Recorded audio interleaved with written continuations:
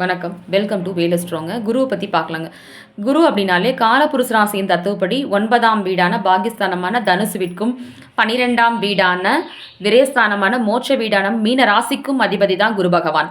கடகத்தில் உச்சமாவாருங்க. 4ஆம் வீடான கடகத்தில் உச்சமாவாருங்க. 4ஆம் பாவகம் என்று சொன்னாலே சுகபோகம் எல்லாமே வந்துருங்க. கடகத்தில் குரு நின்றார் அப்படின்னு சொன்னாலே அவங்க லைஃப்பில் செட்டில் ஆகிருப்பாங்க. அப்படி இல்லை அப்படின்னு பார்த்தீங்கன்னா மிடில் ஏஜ் வரும்போதே அவங்க செட்டில் ஆகிடுவாங்கங்க. சரிங்களா? லைஃப்பில் ஒரு ஜாப்லேயோ பிஸ்னஸ்லேயோ நல்ல ஒரு லெவலில் இருப்பாங்கங்க. அதே மாதிரி நிறைய பேத்துக்கு ஹெல்ப் பண்ணுவாங்க. தனுசு ராசிக்காரங்களாக இருந்தாலும் சரி, மீன ராசிக்காரங்களாக இருந்தாலும் சரி, குரு நின்ற வீடாக இருந்தாலும் சரி, குரு பார்வை இருந்தாலும் சரி, அவங்க பார்த்தீங்கன்னா ரொம்ப ஷார்ப் மைண்டாக இருப்பாங்க, ரொம்ப விசுவாசமாக இருப்பாங்க, நிறைய ஹெல்ப் பண்ணுவாங்கங்க. சொசைட்டியில் நல்ல ஒரு போஸ்ட்டில் இருப்பாங்க. அப்புறம் பார்த்தீங்கன்னா சமூக ஆர்வலர்களாக இருப்பாங்க, நிறைய பேர்த்துக்கு கைட் பண்ணுவாங்க, நிறைய பேர்த்துக்கு லைஃப்பில் செட்டில் ஆகிறதுக்கு நிறைய உங்களுக்கு டிப்ஸ் நிறைய கொடுப்பாங்கங்க அவங்க. அப்புறம் பார்த்தீங்கன்னா உங்களுக்கு லெக்சராக இருப்பாங்க, டீச்சராக இருப்பாங்க.